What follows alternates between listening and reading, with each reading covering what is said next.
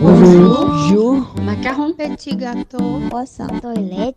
écharpe, Rouge. Maillot. buffet, Bonnet. soutien, lingerie, Maquillage. Abattu. Bâton. Casserole. En français. votre goûter parfumé à la langue française. Salut, soyez les bienvenus. C'est un plaisir d'être ici avec vous.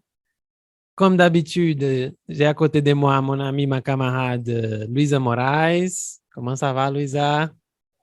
Non, c'est pas vrai. Luisa n'est pas là aujourd'hui. Mais je suis très, très bien accompagné quand même. Je suis avec... j'ai oublié de te demander une chose, Brice.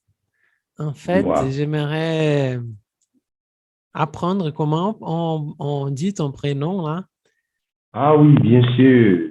Le Oui, premier. oui, voilà. Alors, d'abord, rapide contextualisation. J'ai 3 prénoms et un nom de famille. Ah, tous les trois sont des Donc, prénoms, ouais. voilà, tu vois, donc, Agossa, c'est mon seul nom de famille. Et voilà, Maoli Plimi, on dit. Mao, non, répète, s'il te plaît. Maoli Plimi. Tu vois le Hmm, KP qui est là. oui, c'est un peu muet, muet, hein? En fait, les deux forment un seul son. C'est des digraphes, quoi. Les deux forment un son qui n'existe dans aucune langue occidentale. C'est le son P. Ouais, c'est un son un peu plus occlusif, là. P. Ouais. Uh-huh. Et il est. Mais on peut le remplacer par un P normal, d'accord? Ouais. Pour ne pas se compliquer la vie. Mais il est quand même important de le prononcer de façon tonalisée, genre, comme si tu chantais. Donc, tu dis Maoli Plini. Mao Liplimi, C'est parfait, c'est ça. c'est ça? Ah, C'est ça. c'est cool, hein? Donc, je peux dire que je suis avec Mao Liplimi, Exactement. Et là, on prononce le D, Obed. Obed, Brice, ouais. Voilà, Obed. Donc, Mao Liplimi, Obed, Brice, Agossa. Ah, voilà. Et ça vient d'où ces prénoms exactement, ce premier-là? Tu Alors, sais? tu ne vas pas croire, mais c'est une phrase Ah, entière wow. avec sujet, verbe et complément. Ah, Mon père, en fait, il s'appelle Emmanuel. Et comme on sait, Emmanuel, la signification, je ne sais pas si c'est en hébreu ou dans quelle autre langue, ça signifie Dieu est avec nous, littéralement. Enfin, il n'y a pas le verbe si je ne me trompe pas. Dieu est avec nous. Truc du genre.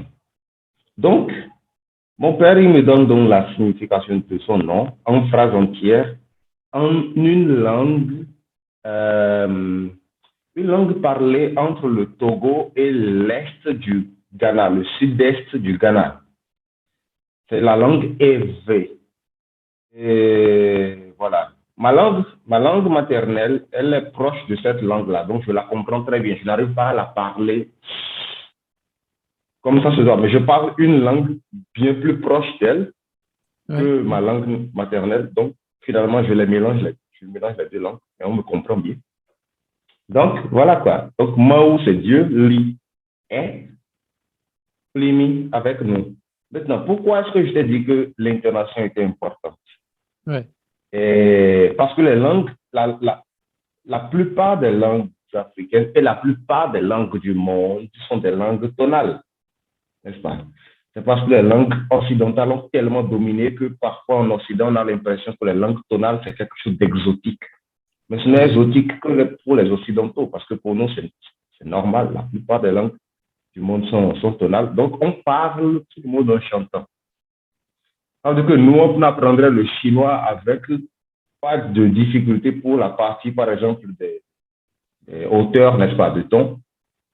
Et, et voilà quoi. Donc, quand vous dites, par exemple, Maoli Plimi, vous dites quelque chose d'un peu différent.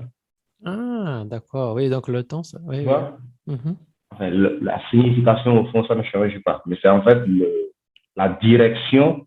Genre, si Dieu est avec nous dans mon nom, et que vous dites Maoli Plimi, vous dites plus que Dieu est avec nous. Vous dites que Dieu est avec vous. Ah, d'accord. Mhm, Tu vois? mhm. Donc, ça ne change pas au fond, mais voilà. C'est un peu l'essence du nom. Non, mais ça change beaucoup, hein. Au lieu de rester avec Dieu, je vais offrir à la personne Voilà, Dieu. justement, Dieu n'est plus avec nous tous, mais justement avec vous, là. Oui, voilà, hein. Qu'il reste avec nous même. Nous tous, c'est mieux. Oui, voilà. Donc, c'est un peu ça, Adrien. Ah, c'est parfait, c'est très, très cool même. Euh, donc, mais normalement, tu es plus connu par Brice, hein? Je pense que Oui, oui. c'est Mes plus parents m'appellent Brice, vocal. mes amis m'appellent Brice. Il y a que Ah, il y a que quelques, je sais pas, dans ma vie, il y a moins de 5 personnes que je connais qui m'appellent Maoli Klimi. oui. Ah. Très, très cool. Bon, déjà, Ouais. normalement, Brice, on pose une toute première question. On a commencé à entrer dans cette question de ton prénom. C'est très Ah bon. intéressante. Mais j'aimerais savoir, qui es-tu à la queue de la boulangerie? Comment tu te présentes à nos auditeurs? Euh, elle vient de cette question. Écoute, disons que je suis une personne qui veut acheter du pain, pas du pain français, parce que ça va être difficile d'en trouver ici au Brésil. Donc, je passe par acheter du pain. Je ne sais pas s'il y en a, mais je demande. Et voilà, pendant que je suis dans les rangs, dans la queue, j'essaie de penser à quoi dire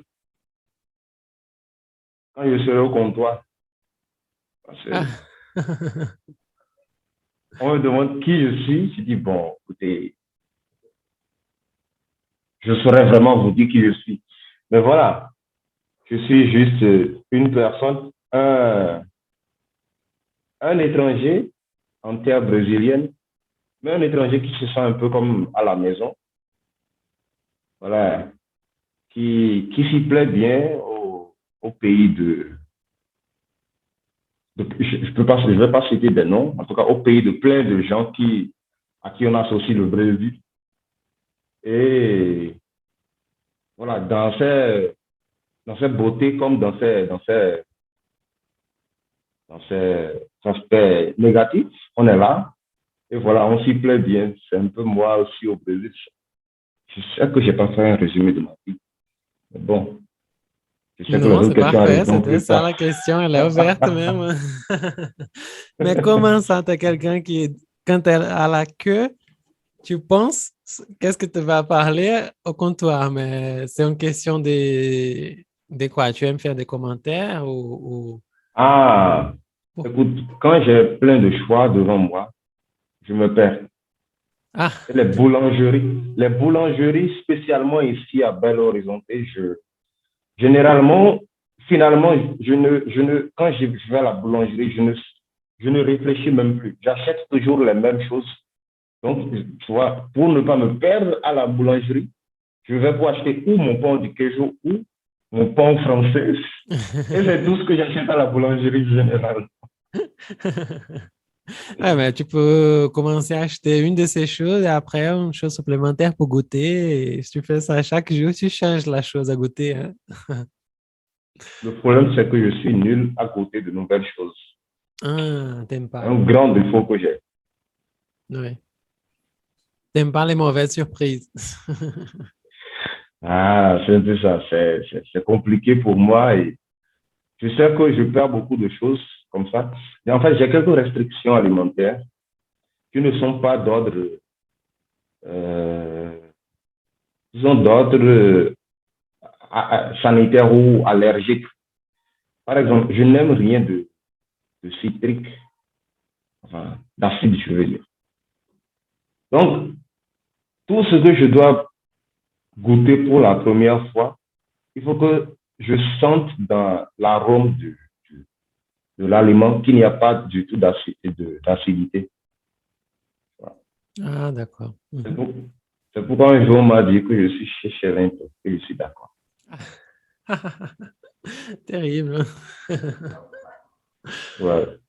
Alors, Brice, bon, raconte-nous un petit peu. En fait, on va discuter après de ton travail et tout, mais ici, on est un podcast des curieux. On aime.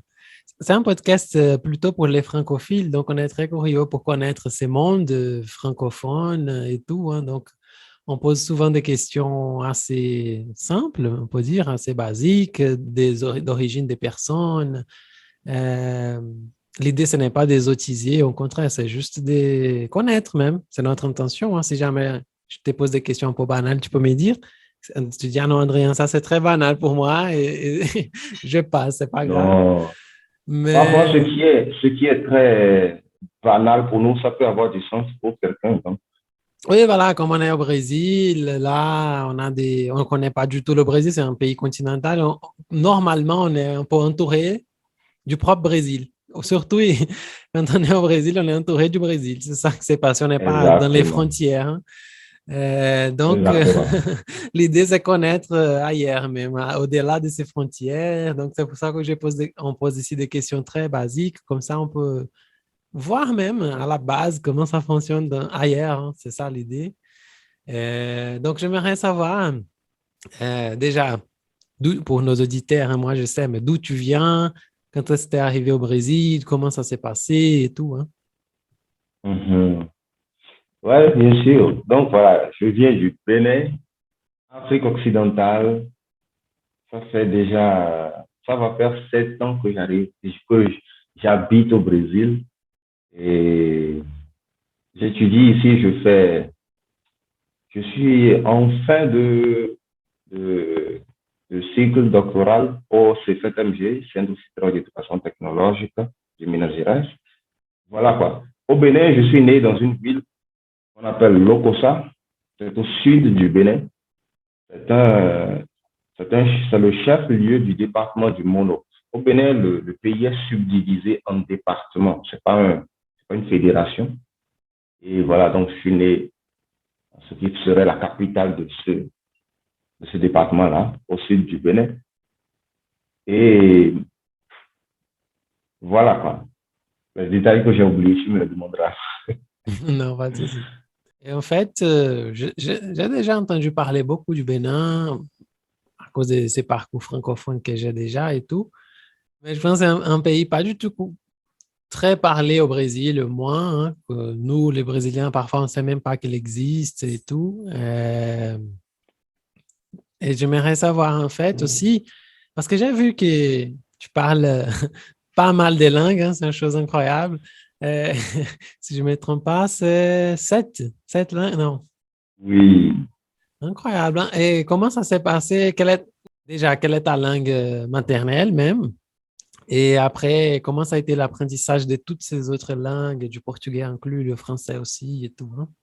C'est, c'est, c'est un peu complexe à expliquer la question des langues parce que dans un contexte africain généralement, il y a une chose qui est très fréquente.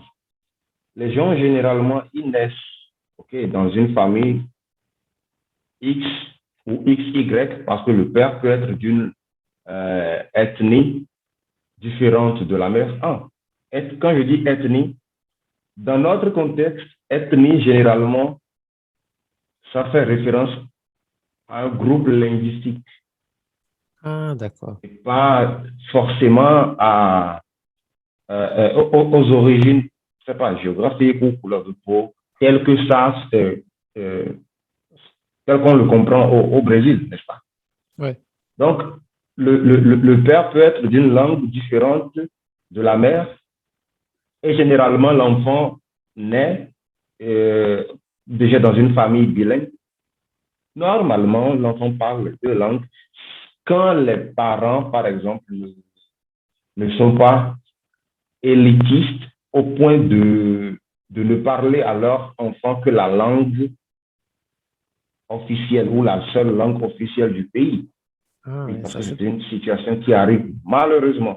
Oui, c'est dommage même, hein. Oui, il y a des familles où les enfants naissent. Vous n'êtes pas dans un pays étranger, vous naissez dans votre pays est multilingue, mais vous ne parlez pas les langues de votre pays. Vous ne parlez que, par exemple, le français ou l'anglais pour certains. Ah, Ce sont les terrible. deux langues.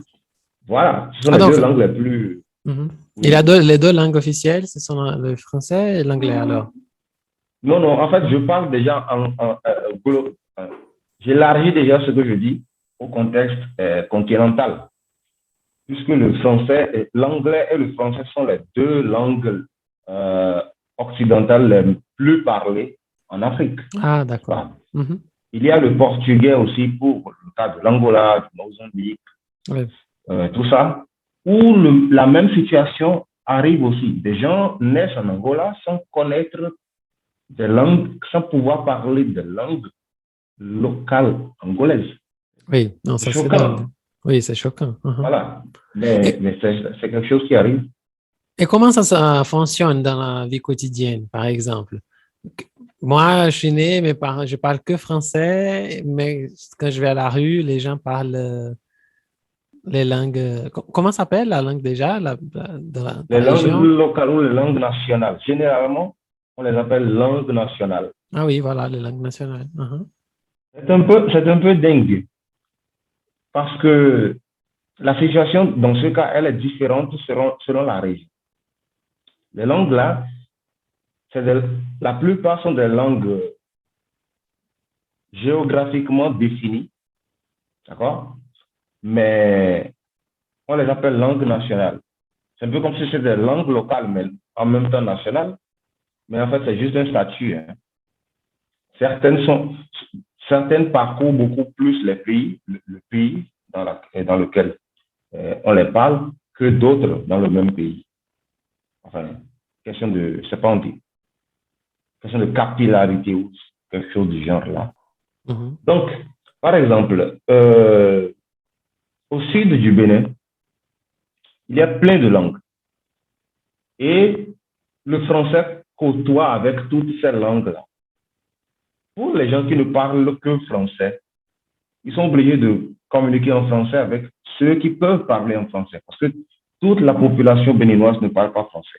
Il n'y a aucun pays en Afrique où tout le monde parle la langue officielle ou une des langues, enfin, les langues officielles. OK. Oui. Ah, ça c'est joli. Donc, au Bénin, Ça c'est très joli, je pense. ouais, c'est ça la diversité. Oui, et C'est ça aussi la cette diversité. façon de dire non, je ne vais pas parler cette langue, je vais parler ma langue maternelle, quoi. Ouais, c'est ça. Mais je crois que heureusement, non, je ne peux pas l'affirmer, mais pour ma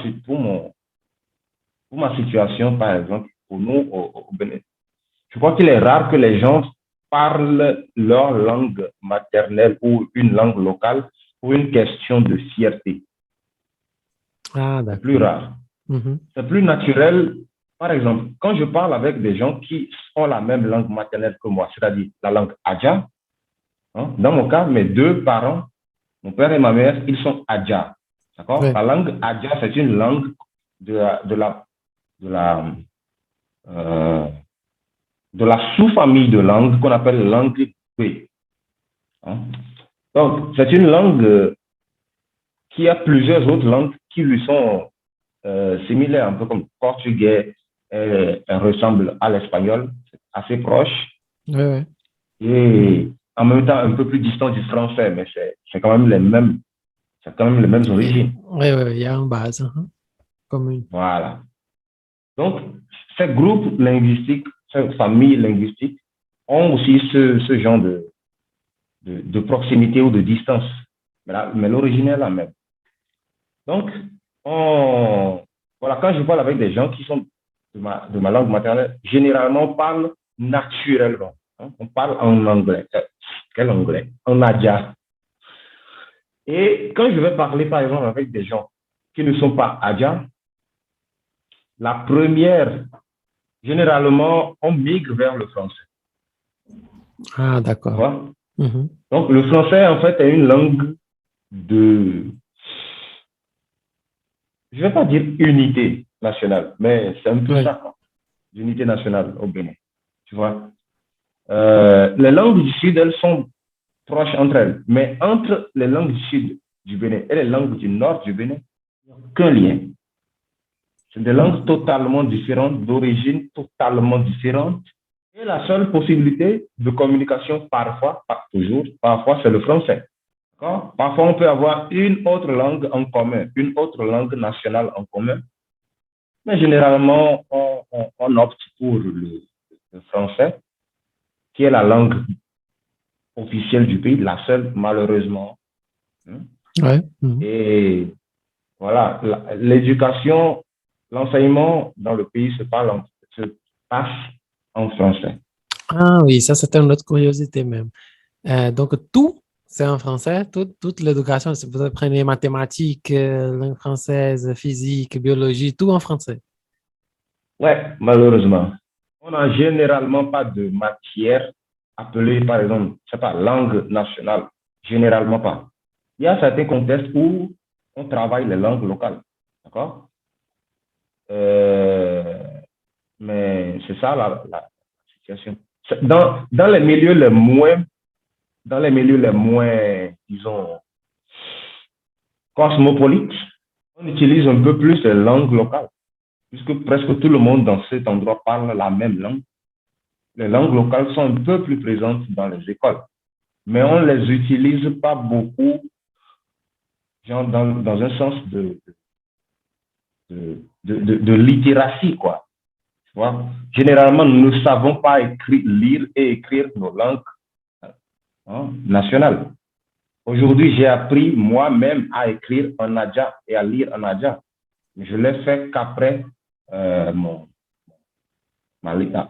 après que j'étais déjà au Brésil, par exemple. Ah, donc c'est dingue ça. Oui, oui, je comprends le fait qu'il y a plusieurs langues, c'est compliqué, mais on pourrait apprendre ces côtés de chaque langue dans la région où elle est plus parlée. Hein, c'est pas grave. C'est pas nécessaire d'apprendre Exactement. toutes les langues, mais par exemple, dans ta région, on parle plus Adja. Donc, on va apprendre comment écrire et lire en Adja. Voilà. C'est une option, hein, une manière. Donc, c'est même honteux. Ouais. Mais bon, j'espère que les choses vont changer. Et comment ça fonctionne? Parce que tu as dit que tu as appris à écrire et lire en Adja, mais qui fait cette production écrite? Comment ça fonctionne? Il y a des auteurs, des littératures, des choses tout comme ça. Quelle est l'utilisation de cette langue écrite, proprement dit? Bon, il y a un autre aspect qu'on a. Heureusement que tu m'as posé cette question. Nos cultures au Bénin, d'accord, quand on enlève le français, c'est un peu comme le côté occidentalisé de nos pays africains ex-colonies, le français ou l'anglais dans le cas du Nigeria ou d'autres pays. Nos langues, nos cultures, parce que langue et culture, c'est indissociable, n'est-ce pas? Oui, oui, oui. Donc, nos cultures, elles sont basées sur l'oralité. Tu vois? Et nous n'utilisons pas la langue écrite dans nos cultures pour faire passer les connaissances d'une génération à une autre. Non, ça se passe à travers l'oralité, n'est-ce pas? Donc, ça fait que ça a d'une certaine façon influencé, je pense, les politiques linguistiques au Bénin, puisque finalement, on n'a pas défini des politiques plus focalisées sur l'enseignement de nos langues, n'est-ce pas? On a juste, voilà, nous parlons nos langues, nous les acquérons en famille ou dans le milieu où on habite. Je fais une parenthèse pour dire que, par exemple, les autres langues nationales du Bénin que je parle, je ne les ai pas apprises dans une école. Je les ai apprises au contact avec les locuteurs de ces autres langues-là. Voilà. Le fongbe, par exemple, la langue fond, B signifie fond. B signifie langue, pardon. Donc, quand on dit fongbe, ça veut dire langue fond. Adjagbe, langue adja. Gengbe ou mina, langue mina. Donc, tu vois que dans toutes ces langues, c'est B. Ça montre un peu leur ressemblance entre elles. Mais c'est des langues différentes. Et donc, j'ai appris ces autres langues en contact avec des familles ou d'autres personnes qui parlent ces langues-là. C'est l'oralité, je crois, j'attribue ce manque de littératie, de l'écriture de nos langues à notre culture qui est basée sur l'oralité. Et, Donc, tu m'as demandé, mhm. oui. Alors, tu m'as demandé comment j'ai fini par apprendre à écrire en Nadia. J'ai dû chercher sur Internet des œuvres qui abordent l'écriture du Nadia. D'abord, c'est important de comprendre que nos langues nationales, la plupart des langues nationales en Afrique, on a emprunté l'écriture latine pour les représenter. Donc, ça s'écrit avec, c'est pas une transcription phonétique, mais bon, on s'est inspiré des langues, de l'alphabet latin, de l'alphabet phonétique spécialement, pour créer un système d'écriture et faire des adaptations. Oui, oui. Mhm. Le problème, c'est que comme c'est des langues tonales, c'est difficile parfois il faut être habitué pour bien s'en sortir. Par exemple, le même mot, pour nous, c'est différent quand on entend. Mais quand on écrit, par exemple, en Nadia, ça peut avoir 3 hauteurs différentes de ton. Et cela peut changer le sens de ce mot-là. Et la plupart de nos mots sont des mots courts. On n'a pas de mots kilométriques dans nos langues. Ouais. Une syllabe, 2, 3. Ah, cool. Mhm. C'est même plus rare. Donc, et les autres mots les constituent avec, je sais pas, l'ensemble d'autres mots, tout ça, mais c'est des mots très courts dans la plupart. Donc, il y a cette difficulté à écrire nos langues. Et j'ai dû apprendre, bon, je n'utilise pas l'écriture de l'Adia. Même quand je discute avec ma famille ou mes amis, parfois j'écris quelque chose, quelques trucs en Adia, mais je ne fais pas une conversation entière en Adia. Ah, ça c'est cool. Donc, pour faire une conversation Nadia sur WhatsApp, par exemple, vous vous envoyez des audios. Exactement. Ah, d'accord. Tu vois, parce que la culture, elle est basée sur l'oralité. Ouais. Et quand les gens, par exemple, WhatsApp, des gens avec qui, quand je parle, on parle en Nadia généralement. Quand ils vont m'écrire, généralement, ils m'écrivent en français. Et comme moi, j'ai pris par une sorte de processus je vais appeler ça une sorte de processus décolonial, hein, je commence à trouver bizarre que des gens avec qui je parle, quand on parle en Nadia, m'écrivent en français. Mais pour eux, c'est normal. Si on doit écrire, on écrit en français parce qu'on ne sait pas écrire en Nadia. Oui, oui. Mhm. Tu vois? Donc, c'est un peu ça, nos problèmes là, dilemme avec les langues. Et donc, depuis petit, tu as parlé déjà 3 langues, et après, tu as décidé d'enchaîner 4 en fait, et après, tu as décidé d'enchaîner espagnol et anglais pour dominer le monde. Disons oui. Alors, je crois que je n'avais pas répondu à ce volet de ta question. Donc voilà, avant de mettre pied à l'école, oui, je parlais déjà minimum 2 langues. C'était l'Adia et le Mina. Parce qu'il y avait une famille partiellement originaire du Togo, où la langue dominante, c'est le Mina. Donc, avec les enfants de cette famille, on parlait dans leur langue, le Mina. Et donc, j'ai grandi, voilà, j'ai acquis le Mina en contact avec cette famille-là. Et le Fongbe, je ne sais pas quand je me suis découvert à parler Fongbe. Parce que dans mon entourage immédiat, le Fongbe, la langue Fon n'était pas très utilisée. La ville où je suis né, c'était une ville plus ou moins cosmopolite, mais la langue dominante dans la ville, c'était une langue différente qu'on appelle le Kotafon. Crois-moi, je ne parle pas la langue de la ville où je suis né. C'est bon. C'est bizarre, n'est-ce pas? Oui, oui, oui. C'est ce qui me fait comprendre les gens qui naissent au Bénin, qui ne parlent aucune langue locale et qui ne parlent que le français. Ouais. On peut naître dans une ville et ne pas parler la langue de cette ville. Si elle est cosmopolite, parce qu'il y a des langues, il y a des villes là-bas qui sont cosmopolites. D'accord? Oui. Je trouve ça plus difficile dans une langue ou dans une ville où c'est pratiquement homogène linguistiquement.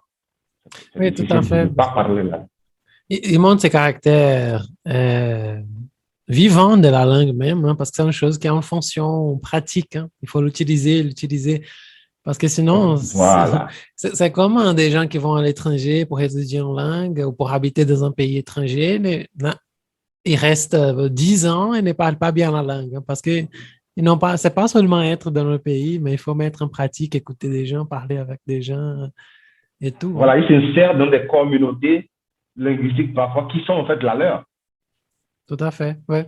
Des Brésiliens aux États-Unis qui se retrouvent dans une communauté de Brésiliens, ils se sentent protégés et puis voilà, on ne peut pas.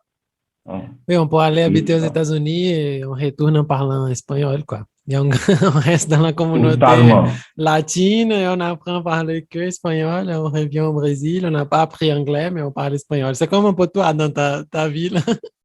Exactement. Mais je comprends très bien la langue. Je n'arrive pas à la parler. J'ai trouvé ça, le jour où j'ai réfléchi à propos, j'ai juste trouvé ça dingue, quoi. Je dis, quoi? Je suis né dans une ville et je ne parle pas la langue de cette ville-là. Mais bon, après, je me suis compris, je me suis pardonné, je me suis dit, non, écoute, il y a plusieurs langues dans cette ville. La communauté Adja, par exemple, à Lokossa, où je suis né, elle est importante parce que Lokossa, c'est une ville qui fait frontière avec un autre département du Bénin qui est essentiellement Adja. Donc, il est normal qu'il y ait beaucoup d'Adja à Lokossa. Donc, à la maison, je parlais Adja avec mes parents. Dans ma communauté religieuse locale, je parlais Adja parce que la plupart des enfants, ou une bonne partie en tout cas, parlaient Adja aussi. Et voilà, donc à l'école, c'était le français essentiellement. Je ne sais pas quand j'ai commencé à parler le français.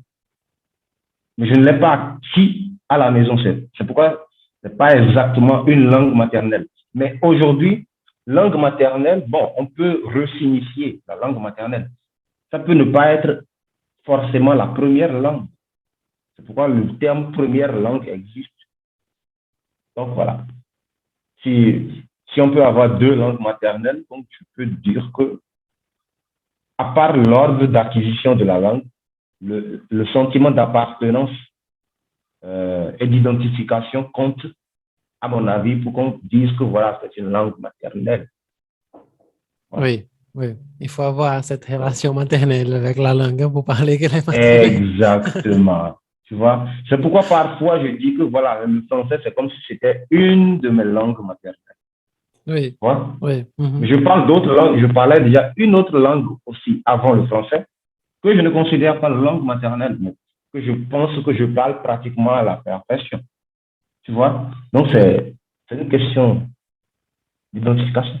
Oui, tout à fait. Oui. Ah, c'est génial. Et quand est-ce que le portugais il était paru au milieu de tout ça, Brice? Ah oui. Le portugais, je l'ai appris, c'était à la fac. Quand j'ai commencé l'université, d'abord ma formation, c'est dans le domaine de la langue espagnole et des cultures hispaniques. Donc, on s'est retrouvé dans les 2 premières années de la fac à avoir le portugais comme, pas comme langue, mais comme discipline. Ouais, c'était une matière à l'époque. Oui. Et ça, tu faisais ta licence en lettres au Bénin même, hein, à l'époque. Exactement. Oui. À l'université d'Abomey Calafi, c'est la plus grande université du Bénin. Oui. Donc, j'ai eu 2 ans de portugais. Bon, c'était 2 heures par semaine. Avec une prof brésilienne, c'était la lectrice à l'époque. Elle était assez sympa. Au début, je dis à tout le monde, au début, je ne voulais pas apprendre le portugais. C'était une matière, d'accord, il fallait s'en sortir. Je n'allais pas échouer. j'avais pas à reprendre la matière juste parce que voilà, je voulais pas apprendre le portugais. Donc, voilà, j'avais accordé un peu d'importance pour ne pas avoir à, à recomposer le français en étant dans les années supérieures. Tu vois, donc je voulais en finir, éliminer la matière, comme on dit dans le jargon universitaire. Je ne sais pas si Oui, c'est exactement ce qu'on dit ici aussi. oui, Donc, on dit il fallait exactement la même éliminer la chose. matière. Ouais. Ah, donc voilà. Donc, je me préoccupais à l'époque juste d'éliminer le portugais. Et finalement, voilà, je- j'ai commencé à kiffer. Tu vois? Oui, je vois. Quand je dis que la beauté des langues, on peut la voir de l'extérieur, mais parfois quand on ne la voit pas de l'extérieur, c'est parce on n'est pas encore entré à l'intérieur. Mais le portugais, c'est une trop belle langue. Oui. Pour moi, c'est une des langues les plus fantastiques, quoi, les plus. Je trouve le portugais, surtout brésilien, d'une malléabilité, d'une élasticité incroyable. Je ne trouve pas ça au français. Non, oui, oui, oui. J'ai déjà réfléchi sur cela aussi parce qu'on a une liberté de création avec la langue ici au Brésil. C'est infini. Et je sens qu'on ose beaucoup, hein. Je pense peut-être à cette idée de cette colonisation, comment elle s'est passée en mélangeant tout le monde. On n'est pas très attaché à la langue, une langue classique, hein. Donc, on change beaucoup la langue, on invente tous les jours. Mon voisin va inventer un mot que je vais commencer à utiliser et que je vais transmettre ça à la personne que je vais connaître à la fac. Elle va commencer à utiliser. Et il y a une chanson qui va créer un mot nouveau qui n'existait pas. Et on crée toujours, hein. On est toujours en train de créer des mots. Et, et ça se passe pas vraiment avec le français, hein. Non, je pense que le français est un peu moins Oui, je me souviens dynamique. qu'à une époque de mes études, j'ai commencé à chercher. J'ai dit non, je veux connaître les mots en français qui sont plus utilisés. Bon, c'était le type de mots de création des gens, des mots plus différents et tout. J'ai commencé à regarder des choses, des j'ai oublié comment on dit, des téléréalités pour voir comment les gens utilisaient vraiment la langue de télé-réalité, parce que c'est un contexte c'est filmé, c'est réel d'utilisation, c'est pas, il n'y a pas un script, hein, pour parler et tout. Et non, mais ils parlent d'une manière décontractée, c'est déjà classique pour moi qui suis brésilien. Je disais, bon, mais il y a le verbe, bien Ouais, sûr, il a le verlan qui va faire une petite ouais, inversion et tout, mais c'est quand même assez classique, hein, si on compare avec exactement. le portugais brésilien. Exactement. Donc, c'est une des choses qui m'ont fait kiffer le portugais, tu vois. Mais au début, je ne voulais pas apprendre le portugais, c'était juste une matière, tout ça. Et puis, quand je voyais la bataille de la pauvre prof, au milieu de gens qui s'intéressaient par ce qu'elle faisait, tout ça, j'arrivais en retard presque tout le temps en cours de portugais. Ah oui, Et puis, j'imagine, hein, bon, comme une discipline comme ça, c'est terrible, hein, normalement, ouais, pour la prof. ouais. Et puis j'étais à 7 heures du matin ici. Pas me lever trop tôt. Terrible, oui. Non, non, moi, je déteste aussi les cours à 7 heures. Mais en fait, tu vois, c'est sa sympathie qui a commencé à me gagner d'abord. Et j'ai commencé à avoir un peu comme pitié d'elle, quoi. Je dis, mais la pauvre, elle se débat tellement pour qu'on s'intéresse à la chose. Et elle avait fini par créer un club de portugais pour nous maintenir, pour nous aider à maintenir un minimum de contact avec la langue hors des classes, surtout en période de vacances. Donc, c'est comme ça qu'on a commencé à se rapprocher un peu plus du portugais, à s'intéresser un peu plus au portugais et euh, aux cultures brésiliennes. Je mets ça au pluriel. Ah oui, bien sûr. Mhm. Le Brésil est énorme. On me dit la culture brésilienne, ça n'a aucun sens. Oui, non, pas du tout, c'est vrai. Voilà. Mais moi, je Un suis peu comme si on brésilien et je disait ne la. connais pas toutes les cultures brésiliennes. Exactement. C'est un peu comme si on disait la culture francophone. Oui, voilà, c'est bizarre. Ça veut rien dire. Ou africaine, comme des gens ont l'habitude Ou de dire, hein. africaine, tu vois. Donc, c'est ça, quoi. Ouais. Et Et, ouais, j'ai fini par. et c'est très cool cette chose que tu as dit d'identification avec la langue, parce que je pense que c'est possible qu'on s'identifie d'abord, quand on parle d'une langue étrangère, bien sûr, on va s'identifier d'abord avec une langue et peut-être après avec la culture. Euh, Ce que je veux dire, c'est j'ai pas besoin d'aimer une culture pour apprendre la langue, pour aimer la langue de cette culture. Tu comprends? Par exemple, Mhm. quand je commençais à étudier français, je connaissais pas du tout la France. J'ai pas commencé à étudier français euh, pour vouloir connaître la France. J'ai fait des cours comme toi à la fac. Il y avait l'opportunité de faire des cours de français. J'ai commencé à faire par curiosité et j'ai aimé la Mhm. langue. Mais c'était Mhm. complètement déconnecté de la France, par exemple, d'un pays francophone. Il n'y avait pas cette. Normalement, c'est plus connecté avec la France, malheureusement, là. Oui, Les niveaux A1, au moins, normalement, c'est connecté 100% avec la France. Euh, mais je ne me sentais pas identifié avec la France. Mais je sentais une identification avec la langue française. Tu comprends ce que mhm. je veux dire? Tout à fait. Euh, et seulement après, parce que même moi, je me posais la question tout le temps, mais pourquoi j'aime cette langue comme ça? Pourquoi elle m'attire comme ça? J'ai étudié un peu les cultures françaises, mais ça ne m'attire pas trop. Mais la langue m'attire beaucoup. Les chansons françaises ne m'attiraient pas. Les films sont bons, oui, voilà. Mais... Et après, quand j'ai commencé à voir d'autres cultures francophones, et ça a commencé à Mhm. m'attirer vraiment. J'ai commencé, ah non, ça c'est bon. Pour ça, ça vaut la peine d'étudier cette langue, continuer, hein. Mais c'est cette identification, hein, quand on, dans le contexte des langues étrangères même, hein, c'est un peu euh, étonnant, je crois, je ne sais pas. Mais- C'est réel. Donc, tu vois vraiment de quoi je parle. Oui, parce que tu as écouté le portugais, tu as dit, ah, mais ça c'est un peu différent, ça c'est intéressant comme, comme langue, hein. Même sans connaître le Brésil, le Portugal, Angola, l'usophonie, hein, et tout. Ouais, je n'avais pas du tout, j'avais pas un réel contact avec le portugais. Mon voisin, notre voisin lusophone le plus proche au Bénin, enfin le plus proche du Bénin, c'est peut-être la Guinée-Bissau ou, ou l'Angola, un des deux pays. Avant l'Angola, je crois que euh, Sao Tomé et Principe est un peu plus proche, mais disons moins loin. Ils sont tous loin, quoi. Ouais, C'est ouais, plusieurs pays au milieu de nous, tu vois, ou des milliers de kilomètres d'océan, ouais. dans le cas de l'Angola, dans le cas de Sao Tomé et Principe, dans le cas du Cap-Vert. Donc, le contact n'est pas réel avec le portugais, malgré le fait que il y a plusieurs mots du portugais dans une de nos langues nationales qu'est le fond. Ah bon, ça c'est cool. Oui. C'est J'en vrai? ai pris conscience, ouais, j'en ai pris conscience seulement à l'université.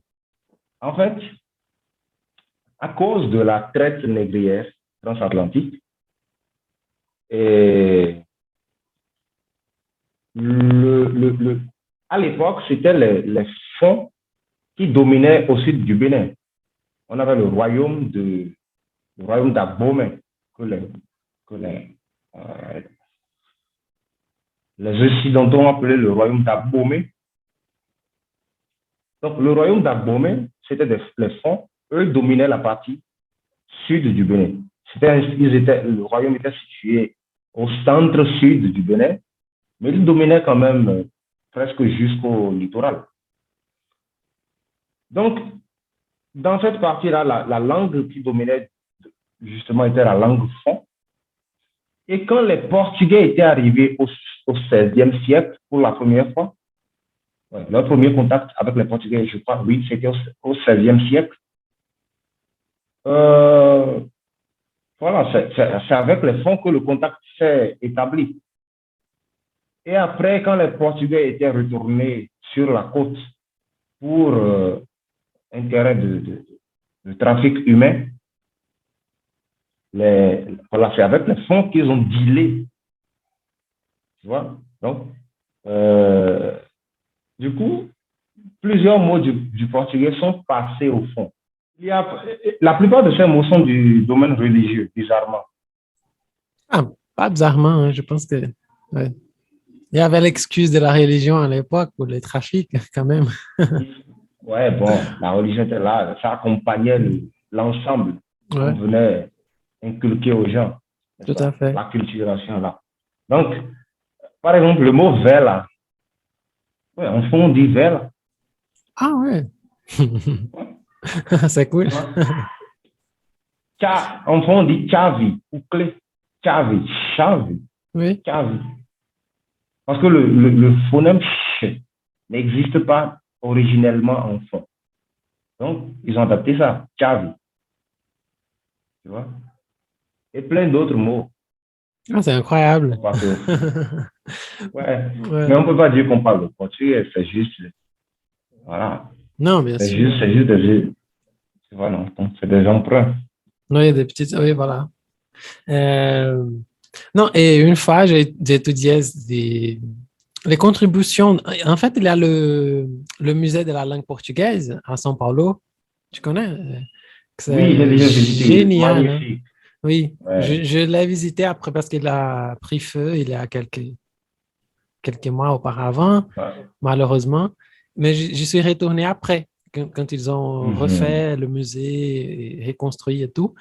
Il y a un mois peut-être, à la fin de l'année dernière, je suis allé et j'ai vu la partie qu'ils ont fait de l'origine des mots dans le portugais brésilien. Et il y a des mots qu'on ne sait pas exister sans, qui est venu d'autres origines, d'origine africaine normalement. Et j'ai vu que les mots comme bunde, que c'est fesse, hein, je me dis, non, mais comment on va vivre sans bunda? Como que a gente pode viver sem bunda no Brasil? Comment on peut vivre sans fesses? C'est impossible. Et Ouais, je comprends. oui, ce sont des mots qui font partie même à cause de ces influences, même qui viennent, qui restent et tout. Hein. C'est comme ça. Pour parler chave, vous devrez parler en portugais parce que, Exactement. ouais, Tu vois. c'est Et très en bien. même temps, les langues, elles sont proches au Bénin, au sud du Bénin. En fond, quand eux, ils appellent clé, chavi, en utilisant le mot portugais. Par contre, en Nadia, on n'utilise pas chavi. Ouais. On dit en Nadia, par exemple, safli, mais j'essaie de penser à l'origine probable de safli. Je ne sais pas. Ouais. Mais bon, parfois, nous, en Nadia, on utilise des mots, on fait des emprunts au français. Le français domine pratiquement au Bénin aujourd'hui. Mais du coup, voilà, il n'y a pas de nouveaux emprunts au fond, enfin, au portugais, dans le cas de la langue fond. Aujourd'hui, les nouveaux emprunts sont du français, justement, n'est-ce pas? À cause du contact, je veux dire, le français, tout ça. Et des mots, justement, des gestes, des formes de parler nos langues sont totalement transférées au français. C'est naturel. Puisque généralement, nous parlons premièrement la langue nationale et après, on acquiert ou on apprend le français. Donc, la manière dont nous pensons le français, elle est différente de la manière dont on pense le français ailleurs, hors du continent. Nos langues nationales ont une grande influence, même dans notre grammaire du français. Peut-être qu'aujourd'hui, j'ai un peu moins d'influence à cause de mon contact à cause de mon parcours peut-être international. Mais c'est normal pour nous de formuler parfois les phrases d'une façon un peu plus proche de nos langues. Tu vois? Oui, oui. Oui, et ça, c'est très beau. C'est ça que c'est génial, même. Hein. C'est cette adaptation par rapport à nos besoins, nos cultures même et tout. Hein. Et c'est pour ça que c'est important de parler des francophonies, hein, pas des français seulement. Euh, C'est ça. mais bon, ouais, c'est très cool. Bon, merci déjà pour cette petite encyclopédie béninoise là pour le portugais. Désolé d'être Non, très curieux comme ça. non, mais c'est vachement riche. C'est vachement riche. Oui, c'est très riche même. Et si tu me laisses, je vais te poser des questions comme ça toute la journée. Mais bon, on va passer à l'autre côté. Euh, bon, tu es au Brésil, tu as déjà fait ton master ici. Tu es venu pour faire ton master, hein, je crois. Oui, Ouais. Au le Cefet. doctorat n'était pas prévu. Et donc, tu as enchaîné le doctorat. Et quel est le Ah. thème? Qu'est-ce que tu étudies exactement? Je sais que c'est dans les champs des études des langages, mais c'est quoi Oui. exactement? Alors, en étant au Brésil, je me suis intéressé, non, avant même d'arriver au Brésil, je me suis intéressé à l'enseignement du portugais comme langue étrangère. Ah, Pour c'est cool, moi, hein? Déjà, tu as commencé à oui, regarder la prof là, la lectrice, en disant, ah, la pauvre, elle se bat tout le temps pour mettre ça dans, dans notre tu vois, tête et à la fin, tu t'as ouais, un décidé. peu ça. Oui, parce que ce qu'elle avait fait, elle avait fait, bon, ce qu'elle pouvait, mais elle était revenue au Brésil après. En 2013, elle était de retour au Brésil. Et on était resté sans prof. Du coup, on a dû se débrouiller nous-mêmes pour maintenir. Pour ça, on se débrouillait pour maintenir le club de portugais. Elle nous avait laissé une mini bibliothèque avec des documents, quelques livres, plein de trucs super intéressants. Donc, on avait continué un peu ce qu'elle faisait. Et voilà. Bon, nous, on était dans le département d'espagnol, on se formait à être, d'une certaine façon, prof d'espagnol. Ce n'était pas la seule chose qu'on était préparé à faire. Mais bon, après ça, je me suis vraiment intéressé à l'enseignement du portugais et j'ai écrit donc un projet de recherche que le CFET avait donc accepté. Et voilà, je suis arrivé faire le master. Maintenant, pendant le master, bon, je me suis dit, bon, pourquoi pas, on en finit pas en même temps. Et du coup, j'ai continué pour faire le doctorat. Et donc, actuellement, je bosse sur en fait, il y a l'examen du portugais, enfin, du portugais brésilien, l'examen officiel, donc, qui s'appelle CELPE-BRAS, que même moi j'ai fait en 2015, en fin 2015, je crois. Et je me suis donc intéressé à comment cet examen-là, d'une certaine façon, influence les pratiques pédagogiques en salle, en cours de portugais. Donc, je me suis intéressé à quelques contextes ici au Brésil et aussi hors du Brésil. Il y a un pays d'Amérique centrale qui participe, enfin, c'est une institution en Amérique centrale et une autre ici en Amérique du Sud qui participe à ma recherche. Donc voilà, c'est un peu ça le thème de ma Ouais. recherche. Ah, c'est cool. Et tu sais, la première fois que j'ai eu contact réel avec la francophonie, ça a été Oui. entre guillemets grâce à Celpe-Bras. Parce Ah bon? que, oui, j'étudiais à l'Université fédérale de Minas Gerais et je fais fac lettres. Et dans la faculté des lettres, il y a un cours préparatoire pour le Celpe-Bras. Hmm. Euh, et là-bas, j'ai connu, je n'ai pas travaillé là-bas, mais j'ai donné cours de français à l'époque dans ces mêmes départements des langues. Et j'ai connu, j'avais des amis qui donnaient cours de portugais, langue d'accueil, langue étrangère, dans le cas de CEPEBRAS. Et j'ai eu contact avec plusieurs francophones euh, Mhm. qui faisaient ces cours préparatoires, quoi. Et mais, par contre, je ne connais pas trop. Je pense que c'est intéressant. Comment ça se passe cet examen?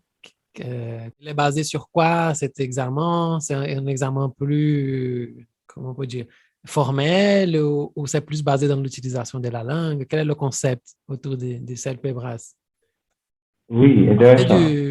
Partez Il de l'idée a, que personne qui nous écoute connaît cet examen, donc expliquez comme si on avait 5 ans, quoi. oui, je crois qu'il n'est vraiment pas très connu. C'est pas comme les TOEFL, c'est pas comme les Cambridge et tous les, les DLA d'espagnol et tout le blablabla. Le concept du self-brass, il est quand même différent de la plupart des examens qu'on connaît. D'abord, il se propose d'évaluer la langue telle qu'elle est utilisée sans, Donc, d'abord, ça a été pensé pour évaluer des- des universitaires, des étudiants qui arrivaient à étudier au Brésil, voir s'ils étaient aptes à participer à la vie académique au Brésil. Mais finalement, il est utilisé pour tout le monde de tous les domaines qui n'est pas participé à cet examen-là. Et euh, par exemple, l'idée, c'est d'évaluer la langue hein, telle qu'elle est utilisée, comme j'ai dit. Et on ne parle pas, vous ne vous inscrivez pas à un niveau X ou Y, ce qui n'a pas le moindre sens. Mais bon, enfin, je parle des examens où on va, si vous voulez faire cet examen, vous devez vous inscrire à un niveau pour voir si vous passez. Du coup, vous pouvez être B, c'est pas 2, et vous inscrire à un niveau B1. Vous gâchez votre argent. Oui, voilà. Et ils sont extrêmement chers, ces examens. N'est-ce pas? Oui, parfois on a peur d'essayer un peu plus haut, mais on a le niveau, et voilà. Oui. Tu vois? Et, ou parfois, vous risquez, et puis voilà. Mais j'ai pas trop. Le Oui. CELPE-BRAS, on ne choisit pas le niveau. Non? Ah oui, c'est ouvert. Mhm. Tout le monde fait la même épreuve écrite et les mêmes épreuves orales.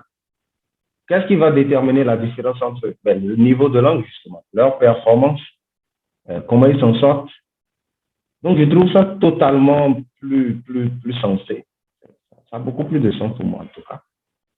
Et c'est un peu ça l'idée du CELPE-BRAS. Ah, c'est intéressant. Hein. Donc, tu juges plutôt pas mal CELPE-BRAS ou...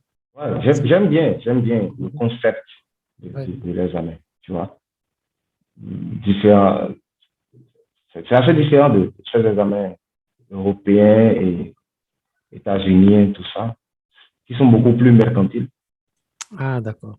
Ah, il faut payer pour cet examen? Comment? Oui, il faut payer aussi, mais c'est bien moins cher que cette TOEFL et tout ça. Ici au Brésil, les gens qui font l'examen ici au Brésil, généralement, ils paient autour de 200 réaux. Ah, Vous ne ferez pas TOEFL à 200 réaux. Oui. Mhm. Je pense que le DELF, par exemple, c'est le double ou 3 fois ça, une chose comme ça. Hein. Et vous payez en euros. Du coup, quand le Oui. pays va mal, vous payez plus encore. Oui, comme maintenant, par exemple. C'est ça. Non, mais Oui. c'est dingue, tu vois. Je trouve absurde que je m'intéresse depuis le master aux examens de langue. Et je trouve dingue la phase telle qu'elles sont. C'est une mine d'or pour beaucoup. Oui, parce qu'en tout cas, on est un peu obligé à les faire et on n'y a pas d'autres. Il n'y a pas en concurrence. Donc, exactement. Ouais. C'est une question politique. Par exemple, le Brésil dit que voilà, lui ne reconnaît que le CELPE-BRAS. Portugal ne reconnaît que son examen, le CAP. Eux, par exemple, leur système est différent. C'est un peu comme le système européen. Donc, vous devez vous inscrire à un niveau X, A1 ou... Enfin, je crois pas qu'il y a... Je crois qu'ils ont A1 aussi. Bref, A2, tout ça, et tous ont un nom différent là. Vous vous inscrivez à un niveau donné pour vous faire tester. Et c'est extrêmement cher, on paie en euros, tout ça. Oui. Pour moi, même bon, dans leur cas, c'est un examen. C'est l'État portugais qui gère l'examen. Comme dans le cas du Brésil, c'est l'État brésilien qui gère l'examen. Ce n'est pas des entreprises privées en soi. Oui. Bon, l'idée... C'est vrai. Je pense que c'est dommage, hein, parce que cette vision mercantile, et ça limite l'accès des gens aussi hein, aux études. Carrément. C'est une manière de limiter énormément. Moi-même, jusqu'à aujourd'hui, j'ai fait presque 10 ans de langue française. Je n'ai jamais fait un DELF parce que c'est bizarrement cher. Hein. Et je dis non. Heureusement que tu n'en as pas besoin. Oui, voilà, j'ai eu la chance de faire mon échange parce que je faisais fac lettres, donc automatiquement. J'ai fait un petit examen interne de l'université à l'époque pour montrer que j'avais le niveau. Et voilà. Mais voilà, aujourd'hui, si je veux faire un master, une chose comme ça, même avec un diplôme de langue française, un parcours de plusieurs années comme prof de français, je suis obligé de faire le DELF et voilà. Et- C'est chiant. ouais. Pardon pour le mot. Non, pas de souci. Là, c'est libre, il n'y a pas de censure. Mais c'est chiant, ça Je fait vais te chier. raconter quand même, je vais te raconter quand même un absurde sur le simple brave. Allez, ouais. Les ressortissants des pays africains de langue portugaise, de langue officielle portugaise, hein, ça fait 5 pays. S'ils veulent étudier au Brésil, ils doivent faire l'examen. Non, c'est pas vrai. Comment? Vraiment? Seulement les ressortissants africains, par exemple, si un Portugais veut venir et le faire aussi, ou c'est une chose contre les Africains quand même? C'est une chose contre, c'est ce que je Les veux dire, gens, c'est une chose contre le Portugais, pas brésilien, ou c'est une chose non, contre les Africains?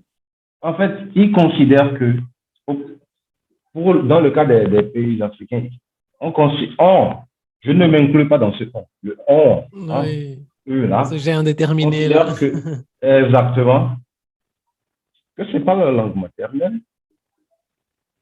et que, voilà, il y en a plusieurs qui arrivent avec un niveau déficitaire en langue portugaise.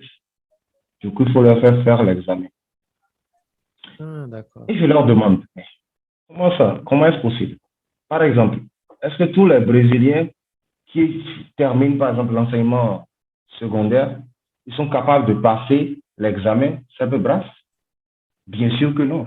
Oui, je crois pas, ouais. Tu vois? Donc, pourquoi on exigerait ça à des gens d'autres pays qui ont toute leur éducation en portugais? C'est vrai, leur portugais est plus proche du portugais européen que du portugais brésilien. C'est une autre façon de parler la même langue, mais c'est quand même absurde. Il y a beaucoup de gens dans le domaine qui s'insurgent. Il y a des articles, des thèses qui ont été écrites sur ça. Et c'est une absurdité. Non, c'est bizarre, ça. C'est très bizarre, je ne savais pas. Non, et c'est ça, hein, la personne, elle a étudié, a fait toute ta formation primaire en portugais, peut-être même après une licence en utilisant le portugais, et va venir faire un master, doit passer un examen de portugais, c'est un peu, ouais, c'est au minimum ridicule. C'est ouais, minimum. Moi, je ne, tu sais, j'ai un peu de fierté parfois. Je n'aurais jamais, on ne va pas dire jamais, mais je doute que j'accepterais faire un examen de langue française pour pouvoir avoir accès à une université francophone, quelle qu'elle soit faite. Oui, C'est là. Oh, mais un peu, comment dire, donner un peu de quand même. oui, en fait, quand même. Un peu de quand même. Tout à fait, oui. Ouais. Oui, c'est très bon cette expression-là, en fait, quand même. Ouais, quoi, Ouais, non, mais c'est humiliant. C'est humiliant. ouais, non. Non, t'imagines, moi, j'ai cette sensation en parlant de la langue française, que c'est pas ma langue. J'ai pas étudié ça toute ma vie. Imagine, toi, avec la langue française, c'est ridicule, hein? Oui. Oh, mon Dieu. Bon, une autre chose cool que j'ai vue dans ton CV que tu as envoyé, c'est que tu as déjà parlé un peu sur tes expériences d'apprentissage du portugais entre Bénin, Brésil et Chili. Mhm. Je trouvais ça très cool, hein. Comment tu as eu cette expérience dans ces 3 pays et comment ça s'est passé? Bon, dans le cas du Chili, j'y étais pour un congrès, c'était en 2016. Ouais, c'était en 2016. Et voilà, je devais discuter avec des apprenants du portugais de 2 universités là.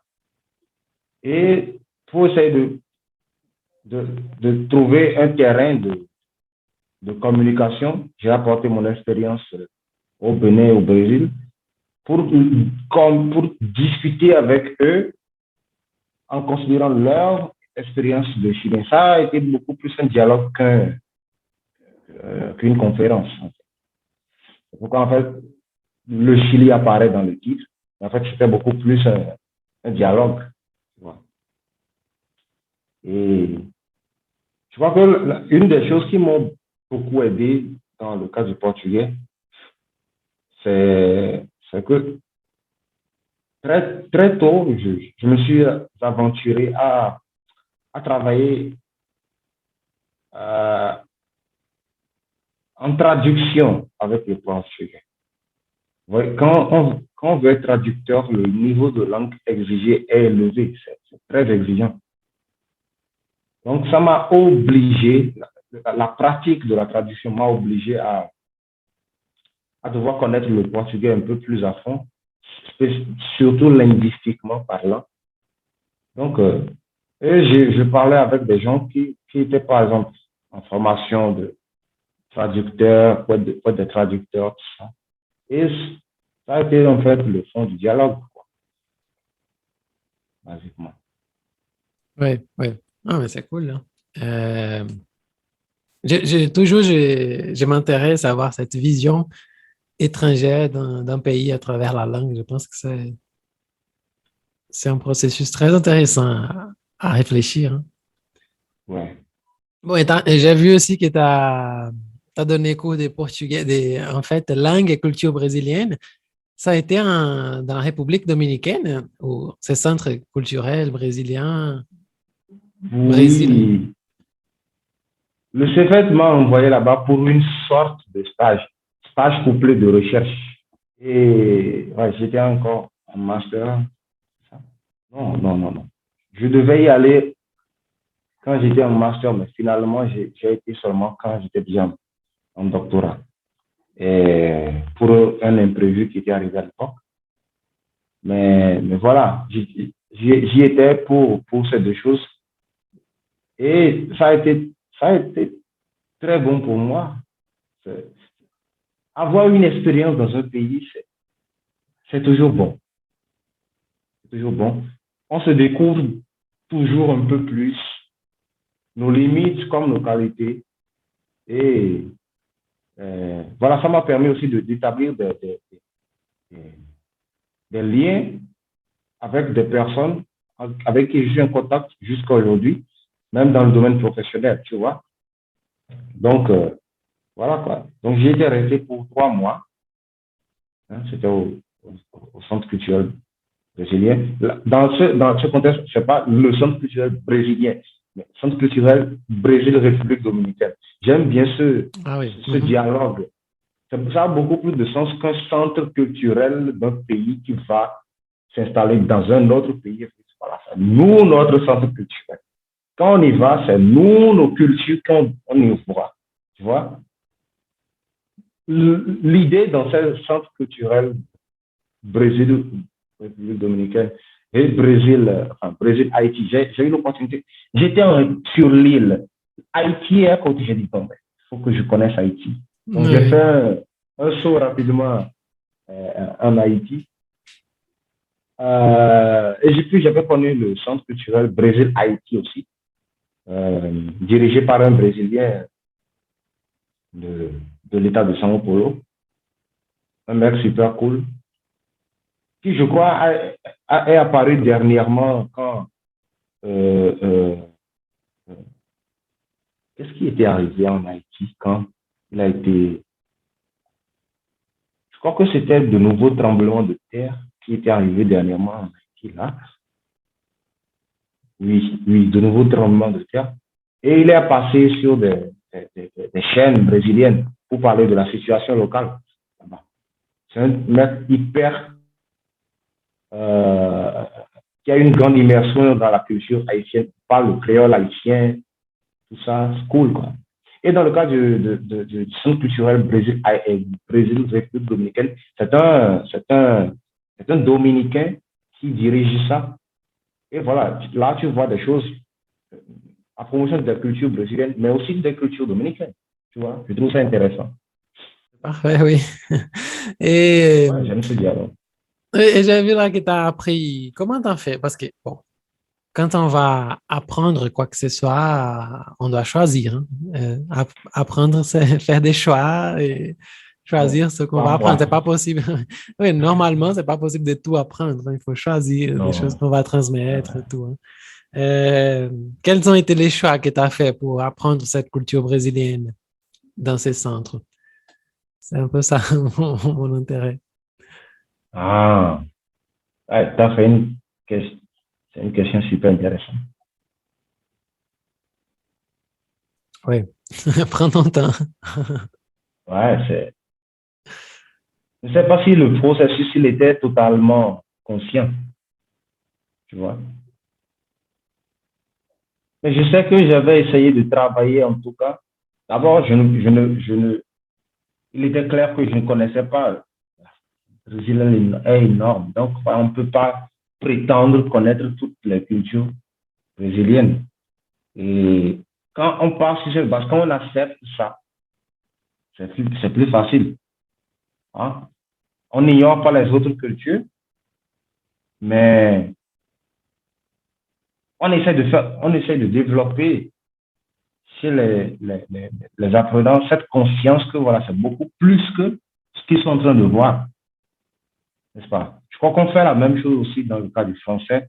Même toi, par exemple, qui a une pratique, selon te dire, qui est quand même, qui essaie de voir au-delà de France. Pour le Brésil, on peut même rester seulement au Brésil parce que c'est le cas, c'est le portugais brésilien, c'est différent du portugais du Portugal ou du portugais parlé dans les pays africains de langue portugaise ou même du portugais parlé à Macao, bon, enfin, ou plutôt de ce qu'il en reste. Oui. Donc voilà, j'ai essayé de. Je les entretenais sur ce que je connaissais, quoi. C'était essentiellement les cultures du sud-est, tu vois, essentiellement du Minas Gerais. Mais on avait quand même abordé quelques aspects d'autres aspects de culture, par exemple du nord et du nord-est du Brésil, mais superficiellement. L'idée, c'était quand même qu'ils aient une conscience que voilà, c'est beaucoup plus que ça. Non, oui, mais déjà là, c'est un choix assez intéressant, hein, parce que tu aurais pu choisir des... Bon, je vais parler seulement des Minas Gerais, et c'est ça. C'est ça le Brésil. Ouais, c'est compliqué quand on fait ça. Ouais. C'est plus limitant. C'est plus limitant. Oui, tout à fait. Je pense que on doit, je pense qu'en tant que prof, c'est plus intéressant qu'on admet qu'on ignore beaucoup de choses, euh, mais que les gens sachent qu'elles peuvent choisir une chose qu'on n'a pas choisie, hein, que cette chose existe. Hein. Exactement. Je ne sais pas t'expliquer comment ça fonctionne, mais ça existe. T'as qu'à chercher toi-même et découvrir. Exactement. Exactement. Par exemple, dans le cas du français, c'est pas très culture ça, c'est beaucoup plus langue. Les gens, les apprenants, généralement, ils se surprennent que, voilà, nous, on entend le R français, et du coup, tu parles avec un R différent. C'est quoi cette histoire? Tu vas dire, bingo, vous êtes conscient, justement, que, voilà, vous avez déjà pris conscience qu'en français, on peut utiliser plus de R et ça ne change rien. Hein? Et qu'ils peuvent choisir, par exemple, le R qu'ils préfèrent utiliser. S'ils veulent un R vibrant qui vient de la gauche ou un R comme le R du portugais ou même un R au bout de la langue, ils ont le choix. Donc, j'essaie un peu de leur faire prendre conscience de cela. Et généralement, ils font leur choix consciemment. Ils disent, bon, celui-ci est le plus facile pour moi, je vais utiliser ce type de R, par exemple. Et j'aime bien quand même ça, tu vois. Et ça, c'est parfait même, hein, parce que je pense que quand on apprend une langue de manière naturelle, on n'a pas vraiment le choix.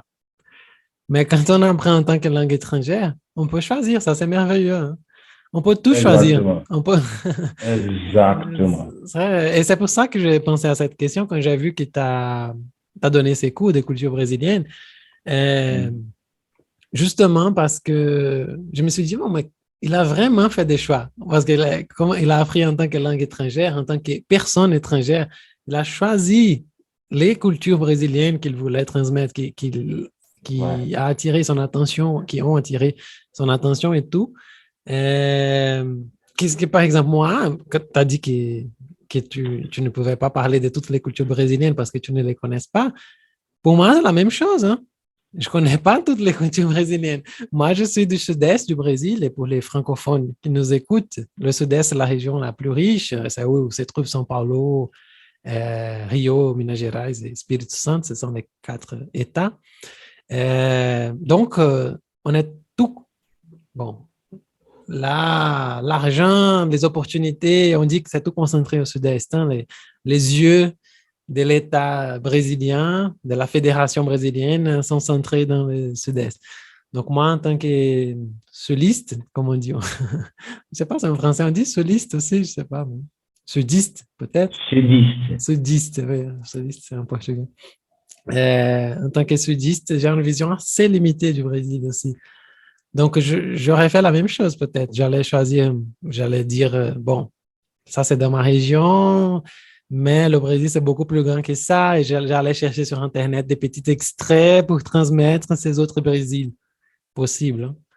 C'est ça le truc, accepter les limites.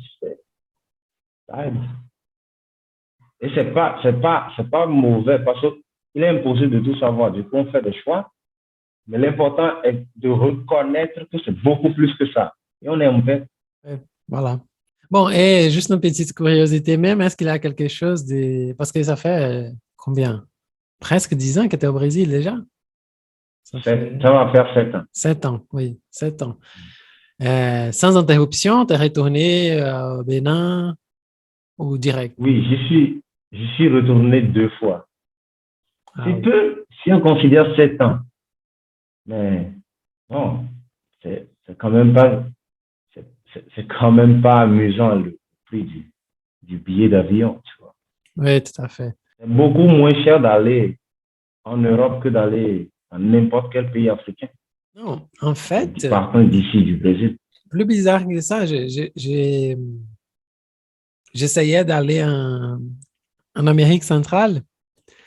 Et c'est bizarre, la route. Pour aller en Amérique centrale, il faut aller aux États-Unis et après retourner en avion. Parfois, oui. Tu passes par l'Amérique centrale et tu reviens. Et ça, c'est énormément cher. Je sais ce que c'est que ça.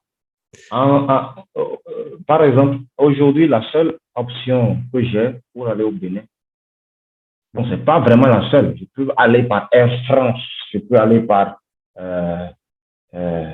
Turkish Airways. Mais la seule option viable, quand on n'a pas le choix, parce que c'est viable, mais en fait, c'est extrêmement cher. Ouais, ouais. Un billet d'avion aller-retour aujourd'hui pour aller au Bénin, ça coûte près de 10 000 €. Waouh, je n'imaginais pas que c'était si cher que ça. 10 000. Aujourd'hui, c'est ça. En 2019, un frère à moi, était allé au Bénin. Il avait payé pour l'aller-retour autour de 6 000 €. Le réel qui se dévalorise chaque année un peu plus, ça n'aide pas non plus, tu vois. Ouais. C'est ça. Du coup, avec 10 000 €, 3 personnes vont et reviennent, je sais pas. 3 personnes peuvent aller dans les pays européens les plus fréquentés, par exemple par les Brésiliens, l'Europe occidentale. Ouais, sans doute. Ou 2 personnes minimum. N'est-ce pas? Aux États-Unis, c'est même moins cher d'aller aux États-Unis que d'aller en Europe, si je ne me trompe pas. Oui, peut-être. Donc, voilà, c'est triste, quoi. Ouais. Du coup, ça limite encore plus les gens au Brésil qui voudraient connaître un peu plus le continent africain. C'est extrêmement cher d'aller. L'offre est assez insignifiante. Ouais. C'est triste. Hein? Et ça devient trop cher. J'ai des élèves, et moi inclus, Oui. qui voudraient connaître des pays francophones en Afrique. Et après qu'on a vu les billets d'avion, on a laissé tomber, quoi. C'était impossible, quoi. J'ai un élève qui a eu cours avec Véronique. Elle a déjà participé de notre podcast. Véronique du Cameroun. De Zaka, oui, exactement. Tu la connais? Ouais, je la connais. Ah, voilà. Parce qu'elle a fait sa page Instagram, Gromologie. Et elle est venue ici on a parlé des gros mots en français, des choses comme ça, pour présenter le Yeah. projet et tout. Et on travaillait dans la même école. Et j'ai eu un élève qui a été son élève aussi. Elle a tellement bien présenté le Cameroun pour eux que cet élève-là, il a dit qu'il voudrait connaître le Cameroun. Mais après, quand il a vu le prix du billet, il a dit non, c'est impossible, quoi. Et ouais, il n'est pas allé, hein. Et c'est un élève qui a les moyens, il est médecin et tout, hein. Donc, t'imagines. Pour nous, les profs. Ah, ouais. Tu vois, c'est totalement hors possibilité, quoi. C'est pas possible. C'est triste, c'est triste. La communication entre les Amériques, l'Amérique du Sud spécialement, et l'Afrique devait être plus fréquente, mais malheureusement, c'est pas ça. Oui, non, c'est ça. On doit toujours passer par les colonisateurs pour aller dans dans les ex-colonies. C'est triste, ça, hein. On aurait pu faire des choses entre nous-mêmes. Non, on va faire un vol direct ici et c'est ça, hein. Non, Avant, il y en avait, par exemple, la première fois que je suis arrivé au Brésil, en 2015, j'avais pris un vol direct de Lomé. Lomé, c'est la capitale du Togo. Et voilà, c'est à quelques petites heures, à quelques peu d'heures de route de la capitale du Bénin. J'avais pris un vol direct de Lomé pour São Paulo et de São Paulo, je suis arrivé à Belo Horizonte. Ce n'était pas si cher que ça. Mais bon, aujourd'hui, et ce n'était pas la compagnie éthiopienne. Éthiopienne a revu ses routes, tout ça, ses itinéraires. Et aujourd'hui, pour aller dans n'importe quel pays africain, par éthiopien, il faut d'abord aller en Éthiopie. Donc, vous partez de São Paulo, vous partez de n'importe quelle ville où vous êtes au Brésil, vous allez à Guarulhos. De Guarulhos, vous allez à Addis Abeba en Éthiopie. Et d'Addis Abeba, vous êtes distribué dans vos pays. Ouais. Du coup, vous allez d'abord vous traverser presque diagonalement le continent et vous arrivez pratiquement sur la côte est du continent. Et après, vous revenez et vous habitez sur la côte ouest. Tu vois? Oui, terrible. Ouais. Et il y a quelque chose qui te manque. Oh, je pense qu'il y a quelque chose, mais quelle est la chose qui te manque le plus du Bénin, ici au Brésil? Ah, mon frère,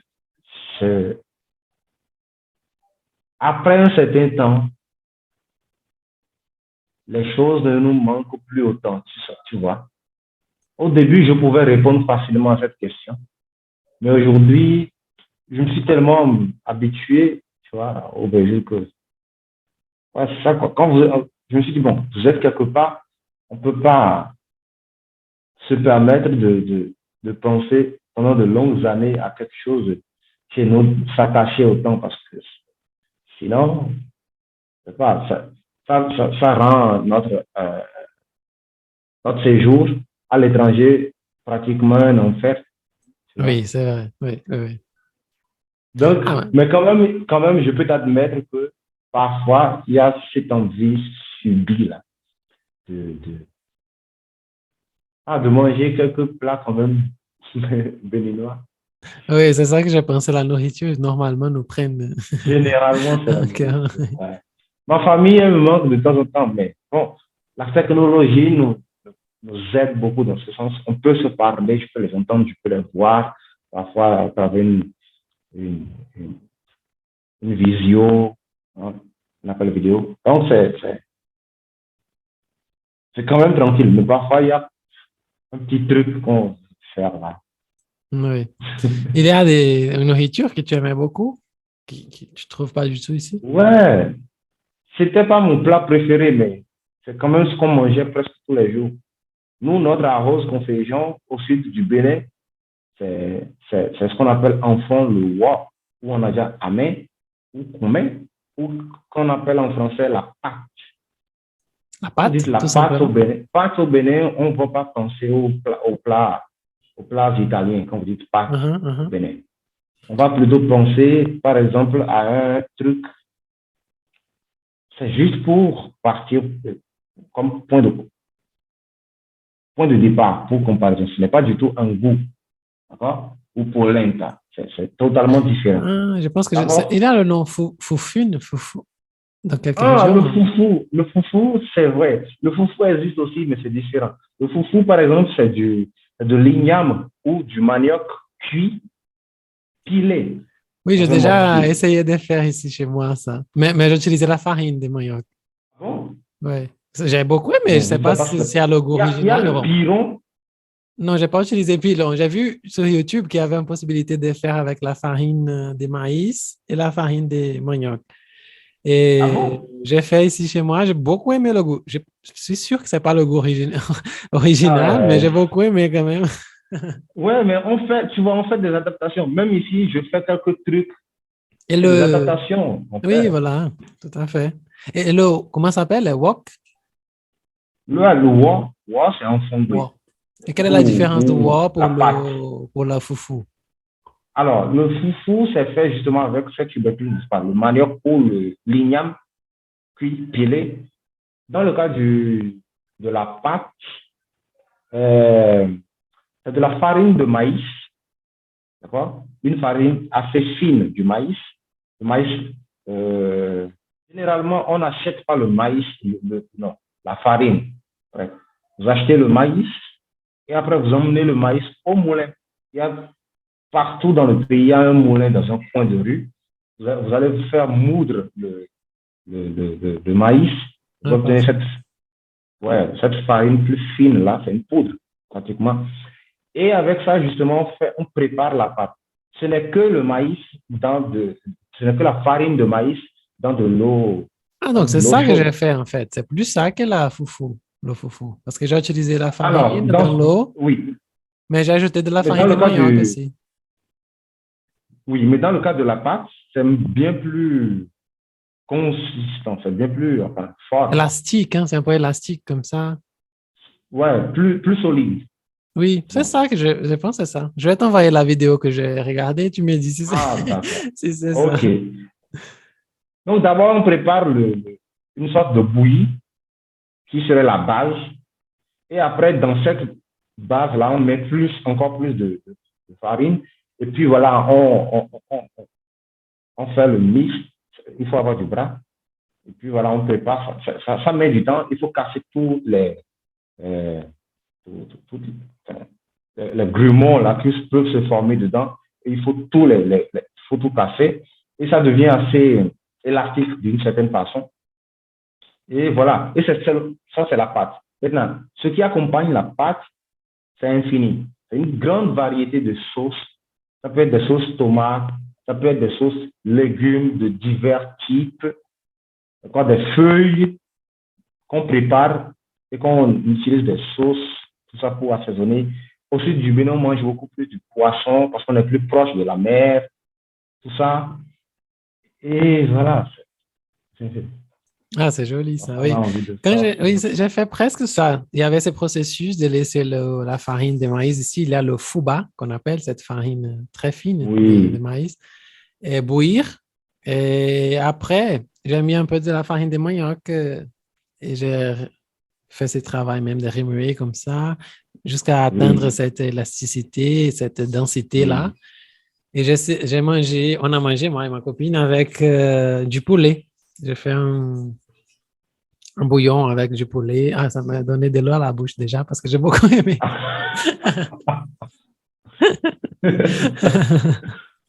Mais c'est bien d'essayer, tu vois, des trucs totalement hors de nos habitudes. Et heureusement que tu as aimé. Je suis sûr que tu vas finir par visiter le continent africain. Un jour, ça va être possible, j'espère, que le réel va se révaloriser. Ça va être Oui. difficile, malheureusement. Non, Mais, allez, les présidentielles cette année, il faut chasser cet enculé-là et le réel ouais, ouais. va monter, quoi. J'espère bien pour vous. J'espère bien pour vous. Non, pour nous, hein, parce qu'on en souffre aussi, les étrangers qui sommes ici. Tout Tu à vois. fait. Oui. Bon, comme je t'avais dit, je pourrais parler avec toi toute la journée, mais il faut que je te laisse travailler dans ton doctorat et tout. Et normalement, on pose cette question, est-ce qu'il y a Bon, il y a dernières questions à te poser. La première, est-ce qu'il y a quelques questions que tu aimerais répondre, quelque chose que tu penses que c'est important d'en parler, que je n'ai pas te demander? C'est un espace ouvert pour parler une chose supplémentaire que tu voudrais passer à nos auditeurs et que je n'ai pas eu la compétence de te demander. Ben, on ne pense pas à tout le temps. Ouais. Non, mais si on n'en a pas, c'est pas grave. Je ne pense à rien spécifiquement que tu n'aies pas demandé. Hein. Ouais. Non, c'est bon.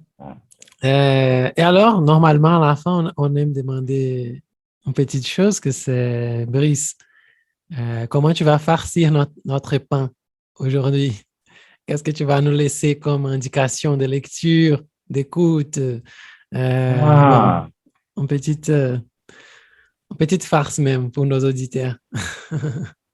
Bon, tu sais, moi, j'adore la musique.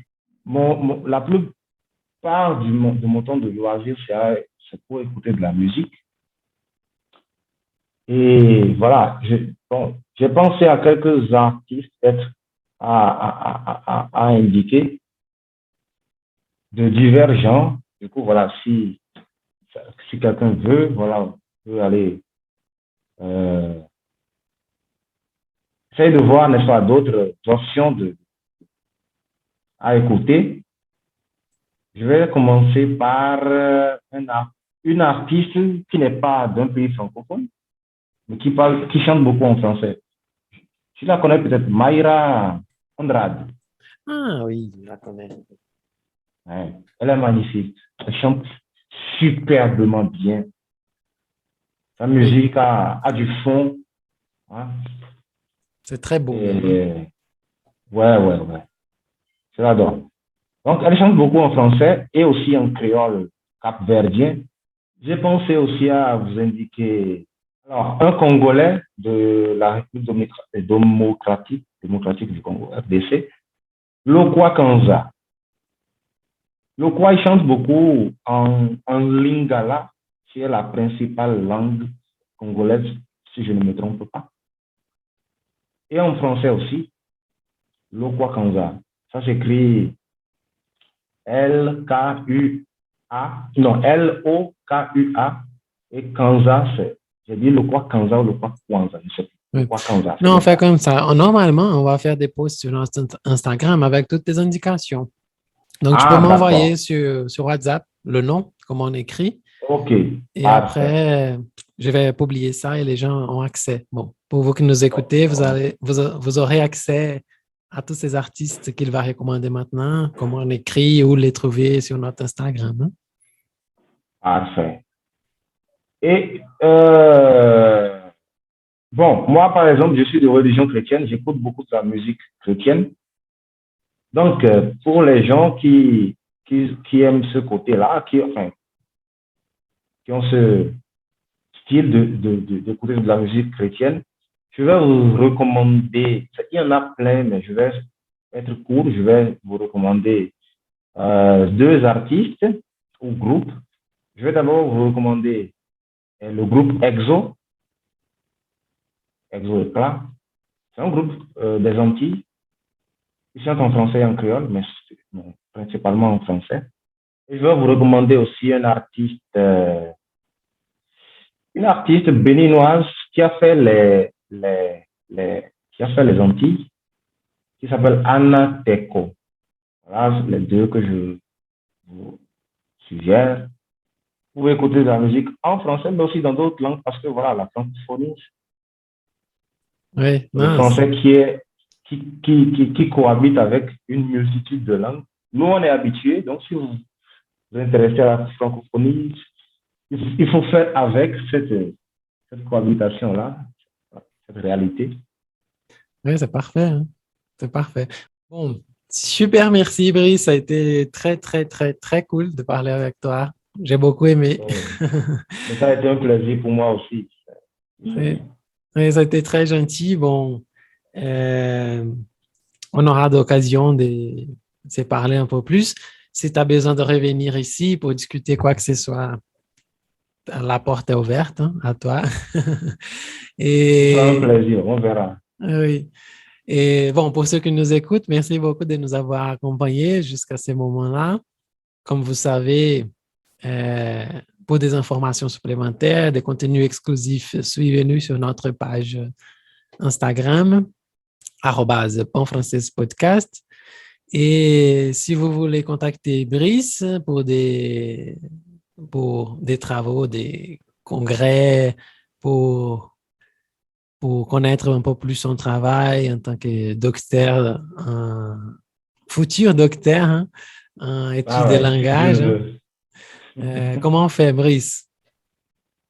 Bon, mon mail, c'est Brice Agossa, Brice avec 2 R, BRRICE Agossa, AGO2SA, @gmail.com.